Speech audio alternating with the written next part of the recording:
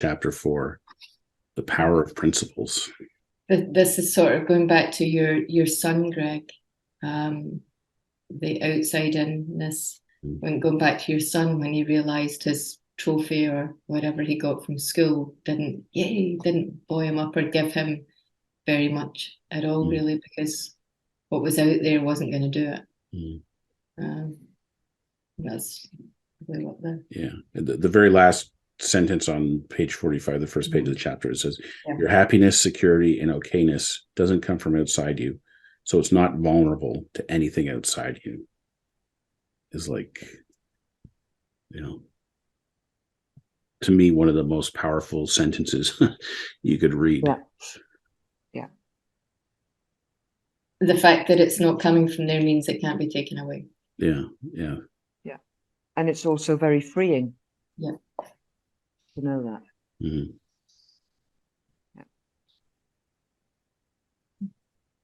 Yeah, the idea that you can't be a victim of circumstance is it's interesting because I think in my own experience too,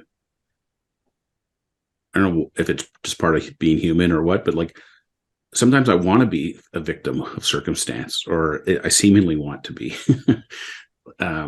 And I like to surround myself with other people who will agree with me that that it's all their fault. It's all their fault, or how hard done by I am by my circumstances, or my boss is a jerk, or I can't believe they played me that way, or they did this to me, and get people to agree that oh yeah, that's terrible.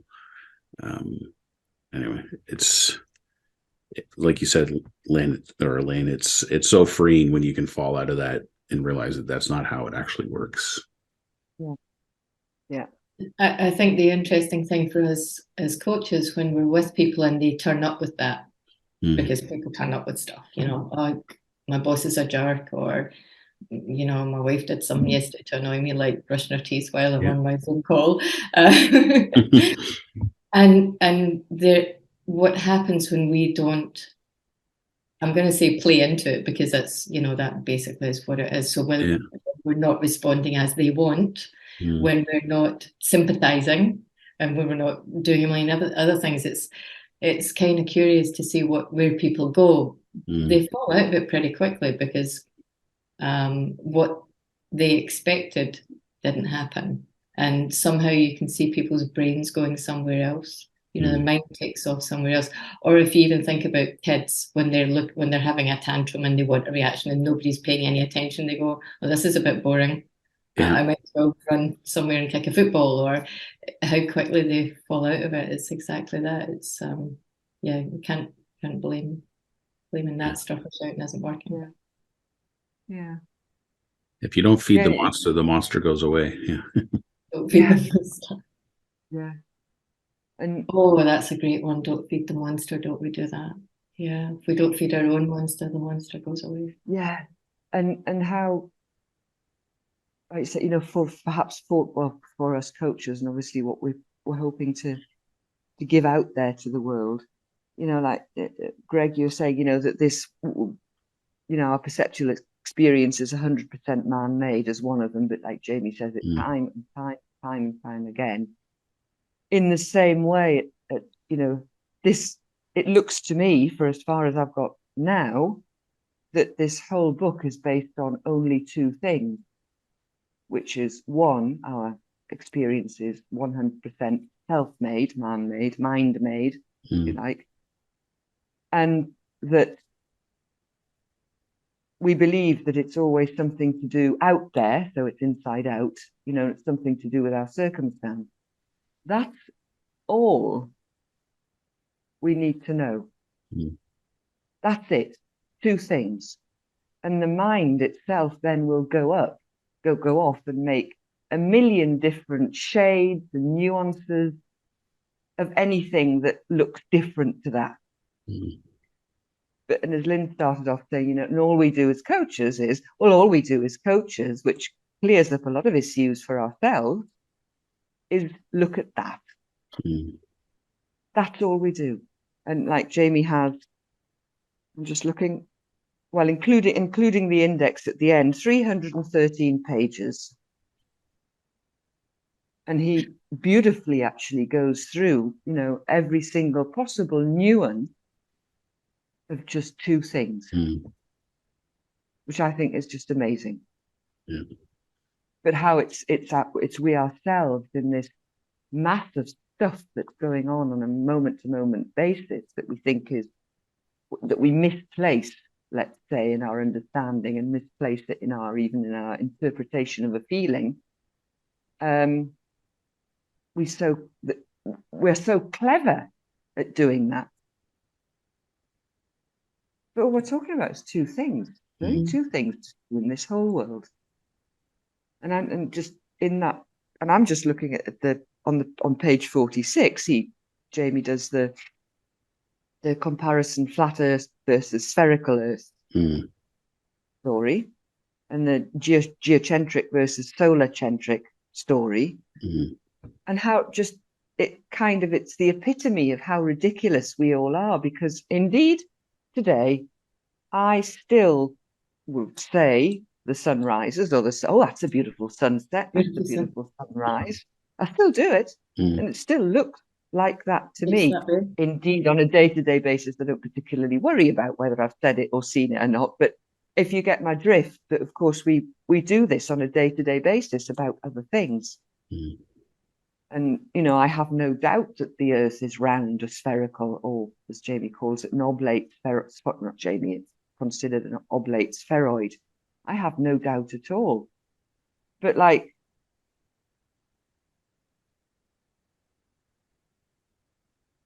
who knows? There's something that comes where, you know, who knows? And some people think it and like really believe it. And we do this for less or more things on a second-to-second basis. But all we have to do is look at two things and point somebody in that direction so they can see it for themselves. It reminds me of, I watched Jamie do a coaching session, and the client was sharing her story with him, and he whatever he responded was pointing to how experience is created. And she goes, "Well, I knew you were going to say that." And he laughed and he goes, "Well, that's all I got." Like you know, there's nothing new to point at. Like that's how it works 100% of the time. Yeah. And it just reminds me how, you know, I don't know if this is like a human nature kind of thing, but like we struggle with simplicity. Like it can't be that simple. It has to be more complicated than that. So rather than accepting the simplicity of it, we need to figure out a more complicated solution, because it can't actually be that simple. Yeah. Yet it is. Yeah. Yeah. And you, I don't know if it was before we started recording, but at the beginning, Greg, when you were talking about creating and how much you love creating, and that you don't really have a lot of thought attached to it, so you're not, it's such a joy for you, you're not attributing overthinking to it.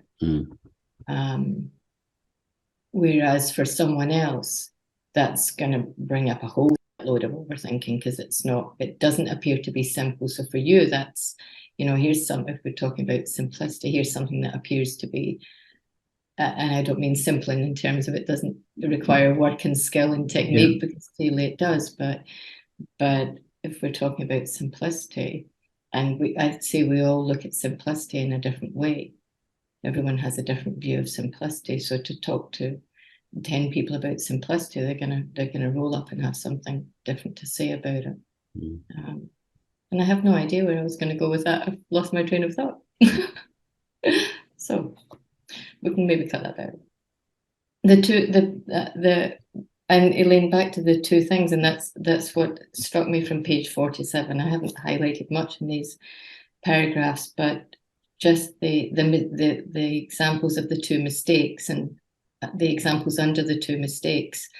We can just think of so many things. I mean, we could write lists and lists and lists, we tend to mistakenly attribute our uneasy, unpleasant feelings to something other than the principle of thought taking form in the moment.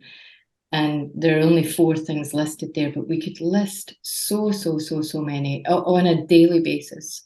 We could list so many. I mean, if we had to make a list tonight of the things that came up, you know, as we're going to bed throughout the day, it would be, wow, so long. And then on the opposite side, and that was your chat earlier, Greg, about, you know, you want to bask in the love of your family and think it's because of them, and, you know, naturally, and by the same token, we're saying, you know, we think of all the good things and the nice things, and we're attributing those feelings to the nice things and the good things. You could make a great big list. And so there's something about, you know, just even in the noticing of those for me, and the being conscious. And I love this because our experience is mind-made. I love that. I think that's just such a cool one, because our experience is mind-made.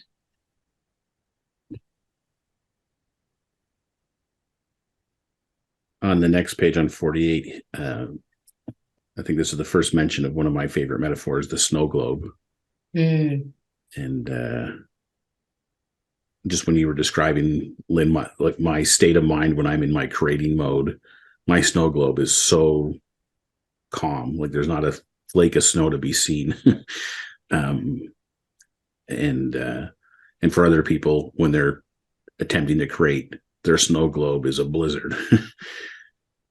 And I love the metaphor just because it's so I don't know, relatable. That, you know, when the nature of the snow globe is the only way to get it back to clarity is to leave it alone. Yeah. And back to that's actually it's so precious. And I had the experience of this, thank you, Elaine, yesterday, where I had been searching for an answer to something. I had been for quite some time, and I literally could not grasp it. I couldn't see it. It wasn't available to me. And I kept looking and looking and looking. And it wasn't until, and neither Elaine nor I can remember the question that she asked, and it doesn't matter now, but whatever question she asked caused, and I had a physical feeling of, when we talk about the iceberg melting away, I actually I felt like stuff was flying off my shoulders. It's until things just settled, and in a moment of settle, a word jumped out at me that I had to write on the page, and that word, just one word, released me. The snow globe was so calm, but the searching for, whereas I'd shaken it up, it was really shaken up, and I was searching, I've got to find this, I've got to find it because I can't move on. And as soon as everything just settled down, it was like, oh wow, it's that thing. And just to see that thing, and it's you know, it's just a word came to me, but attached to that word was so many other things. But I wasn't going to get there by searching. I wasn't. I could have spoken to 50 people and asked the question, or asked them to ask me a question. I wasn't going to get there by searching. It was like I was pushing it further away. So it's such a precious space to be in. And I believe, Lynne, just as you brought that up, upon which, but only after you took action. Yeah. Yeah. And how often we get that all back to front. You know, we think we've got to start digging or climbing or scraping or doing, or to be able to get there, but the there comes before. Well, as you know, I couldn't take action. I wasn't comfortable in making a decision because I couldn't see that I didn't have I couldn't see the path. There was something. Yeah. But what we're looking for is something to do. Oh, I can't take. I've got. What am I going to do then? And we even, you know, pose the question to somebody like, well, what am I going to do? Well, hang on a minute. We need to get somewhere else first. Yeah. which again, Jamie points to almost in every paragraph. Yeah. There's something about that. It's about the order of things, if you like, in the human experience that he keeps on, incessantly pointing at. And as human beings, in our human experience, it looks like we really have got it upside down. And keep on attacking from the same viewpoint, the same idea, the same thing. And then it doesn't work. It doesn't work. No. Yeah. The amazing thing is we keep on doing it. That's the most amazing thing. Who said if you always do what you always did, you always get what you always got? Who said that? I can't remember. Yeah, was it Henry Ford or somebody? Oh, I think it might be. Yeah. Systems thinking.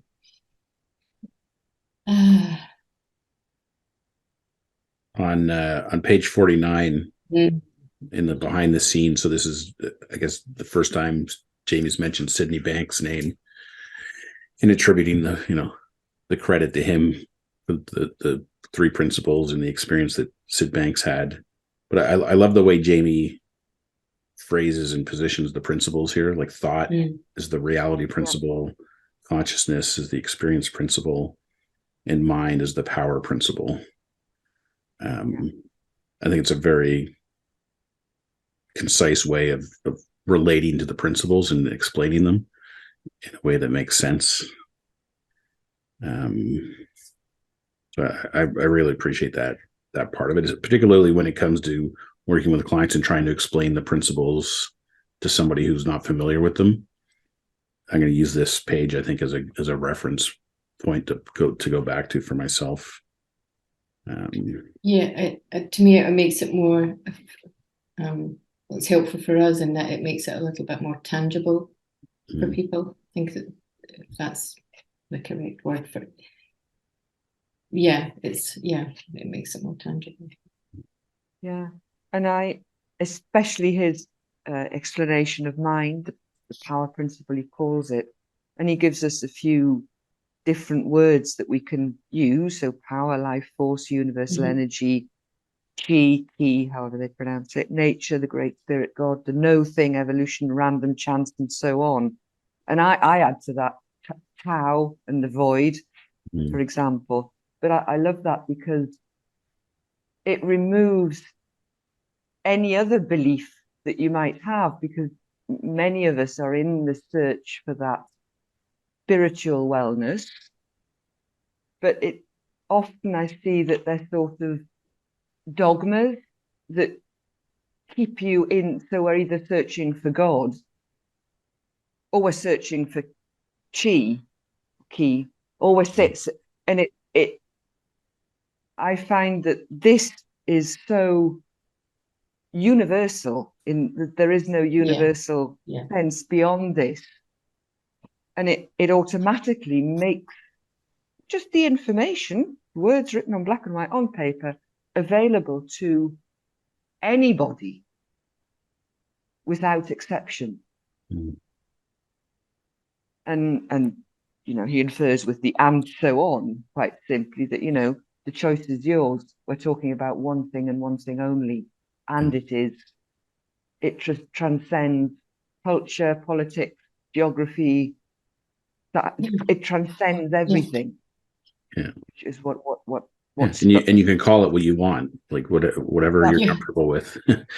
And you don't have to get in a debate with people over calling it one thing or the other. Oh no, yes, and even as simple things like I've got to do meditation sort of thing. That's the only thing that's going to work for me. And somebody else is saying, well, I've got to be doing.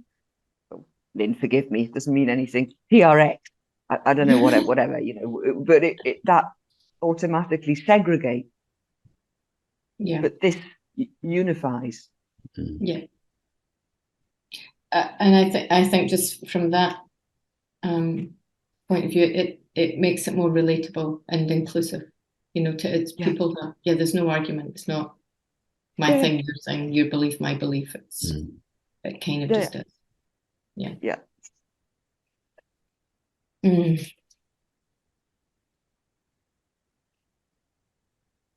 On page 50, I've highlighted the beginning of a sentence here before the principles of flight that says principles are a source of massive leverage. And then the story under the principles of flight that talks about the Wright brothers discovering the principles of aeronautics, like once you understand the principle of something, your capability, your ability to then build off of that and use that to your advantage or to get leverage is huge. And I think that's been my experience going through this journey of all these programs with Jamie and reading this book, is the deeper my grounding and understanding of the principles behind clarity gets, the more leverage I have when I'm coaching clients. Because I can rely on those by their very nature as being a principle. Like they're always on, they're always available, they're always working to within their specification, kind of like, you can rely on it all the time. Yeah. And and again, how he makes it available to anybody, just his writing and his one point he also makes the same sort of comparison with gravity. Well, because this originally is a difficult concept to grasp. It is, and day to day, the three of us sometimes just don't get it. So that makes it even more difficult. You think, well, there's no hope here. and indeed, living in a world that is made of objects and things and people and things that you can indeed physically touch makes something that is formless really difficult to sort out in your mind, and you automatically try to create something formful to be able to understand it, because that's how we work. But how he makes it, the example is how he describes, gravity. Well, we still can't see gravity, but what we can see is the effect of gravity. So, which automatically, in this case, if you compare it, okay, that's okay. So I just actually don't have to see it. Yeah. But I can see the effect of it. So if his comparison is, you see the apple falling off the tree, therefore we know gravity is true, but we still haven't seen the gravity. And here we can see the effect, like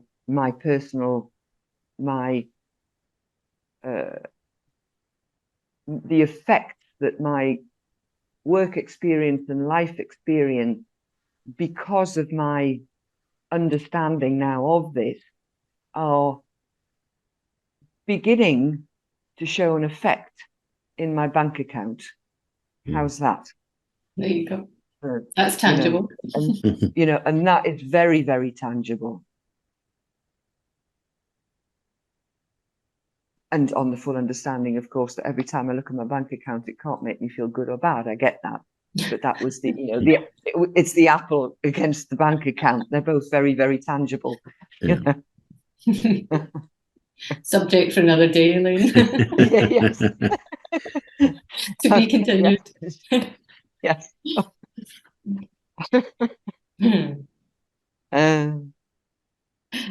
It's kind of interesting, because the next thing I highlighted wasn't until page 52 under the factory settings. I love this. Inner security and well-being are the default setting for people, expressions of our true nature, natural state where our minds are clear and free from contaminated thinking.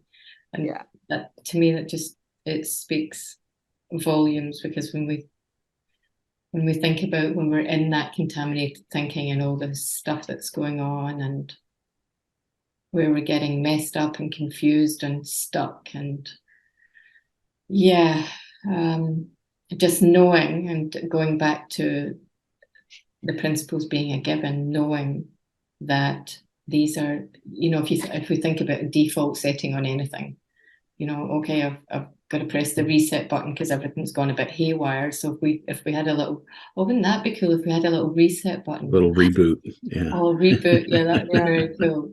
And we go back to factory settings, and we're, like the 8-month-old baby or however who's just going about their business, not worried about a bloody thing, not thinking about anything. Yeah, just the notion of factory settings and having that as a default brings some sense of calm to me for some reason. Yeah. Knowing that's available to me. Yeah. Well, I love that. The factory settings, the default setting. The idea that it's already there. It's kind of like the metaphor of the blue skies. When storm clouds roll in, like the blue sky is still there, you just can't see it. Well, our default settings are still there. We just sometimes can't see them. And I think just on the page before, I think is the first time I recall Jamie introducing the concept of subtractive psychology as well. So it's the subtractive nature.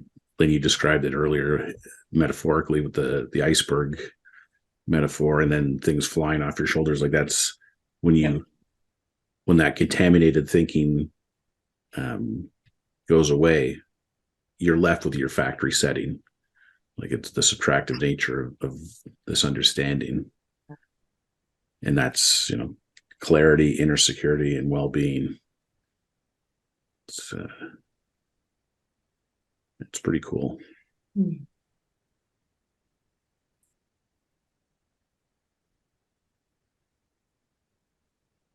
Yeah, it is. And again, just sort of admiration for the book and for Jamie again, how simple it actually is, and how simply he sets this out. Clear, precise, no. And indeed, I'm kind of thinking that the nature of this material, let's say, the subject itself, is already clear. It's already clarity. That is its nature. And Jamie's writing seems to reflect that in some way.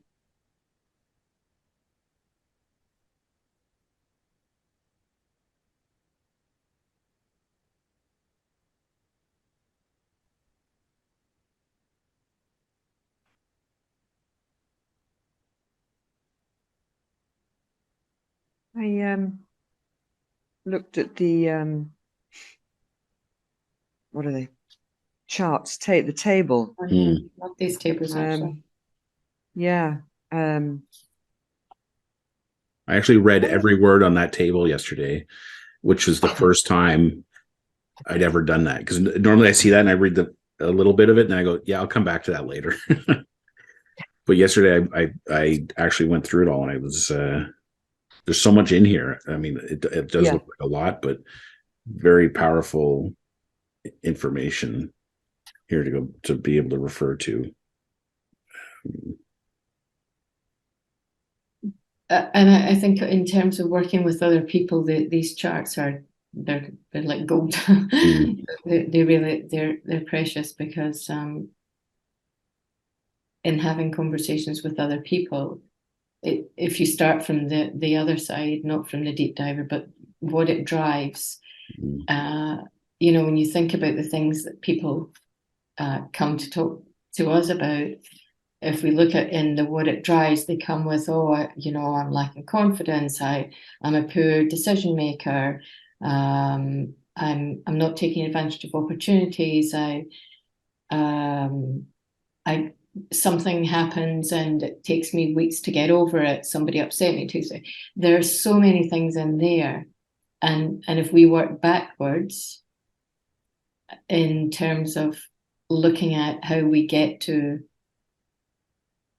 and I don't want to call it a solution, but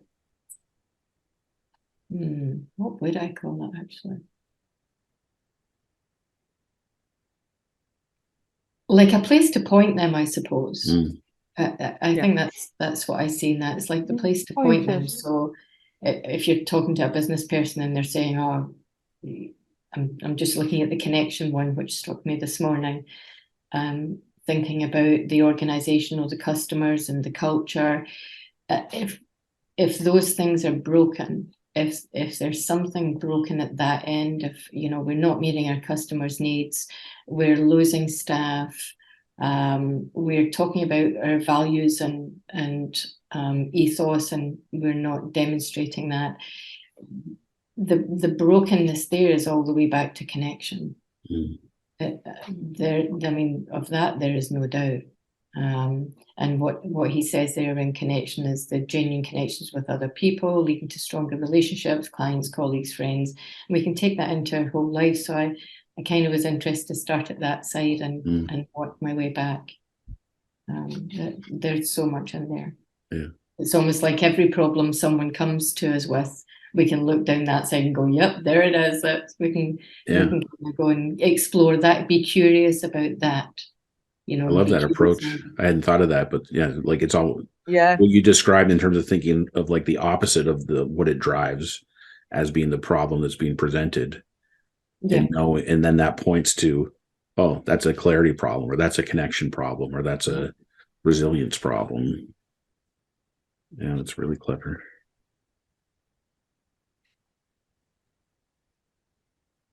And so I would encourage everyone who's listening to this to spend some time going through these tables. And I'm going to do it again myself. Because there's so much great information in there. Yeah. Well, in the interest of time, how about we jump ahead to the thought experiment for this chapter, then we'll close it out. Okay. So I'll read out on page 57, thought experiment. I invite you to open to the possibility that the qualities people prize most highly, clarity, creativity, love, peace, presence, and freedom, to name just a few, are traits you already possess. How surprised would you be if you were suddenly realize these qualities are your natural state when there's nothing else in the way?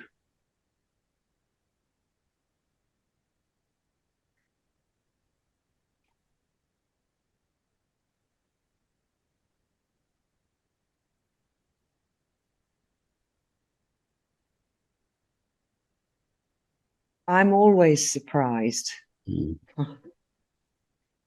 when I come back to that, or to this thought. And the more I come back to it, the more qualities I see, which is kind of nice. And there's a final thought, there was one word that was out of tune for me. Again, looking at the language, nothing else, not really at the concept we're talking about, but at the language, which was the word prize. So I, with the thought, and thanks to everything I've learnt today, and on the understanding that indeed, I own myself and my energy and everything else that I do. And therefore I'm always in control of myself. What I do and what anybody else does has nothing to do with me. So in my humble opinion, the word prize for me needed to be replaced with cherish. That's the only thing I have to say about the thought experiment. Interesting. Yeah. Or it could be value, or it could be, it probably could be. Well, obviously, yes. Obviously. Yes. Yeah.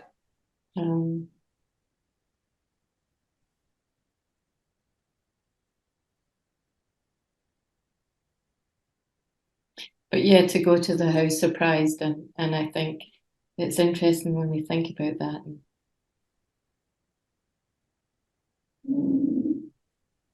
I can't, when we go through some of these things, I always think about children. I just always think about children and looking at little people and how they are and how whole they are and free and just all of that. And that is, to me, that's, we were those little people. We still are. They're still there. We're just bigger now and grown and whatever, but we started out as that little person. So how can it not be there? Mhm. It hasn't been taken away over time. It has to be there. It was there from the beginning. It has to be there. Nobody reached in and took it out. So but we lose sight, I think, is what happens. Yeah, for me, it's not. I'm not surprised because I've been involved in pursuing this understanding for a couple of years now. But the thing that comes to mind in terms of this is just constantly remembering that the people that I work with, my clients, or even not working with people, my family, my kids, like it's there in everybody. Like we can rely on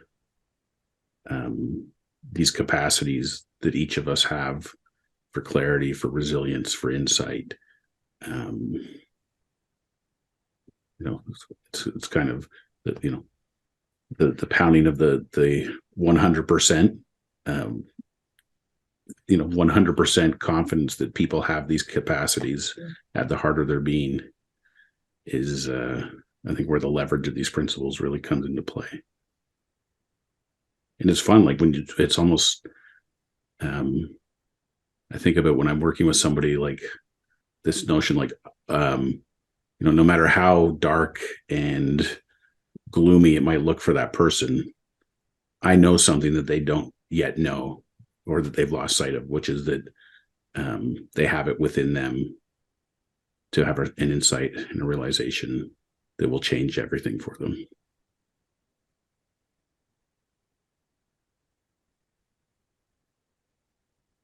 And we can rely on that, Greg. Yeah, the word that's coming up is like the hopefulness of this whole thing. So, why don't we end it on that note? Next time we'll pick it up on chapter 5. And thanks so much, guys. It's been so much fun. Thanks so much. Thank you. Great.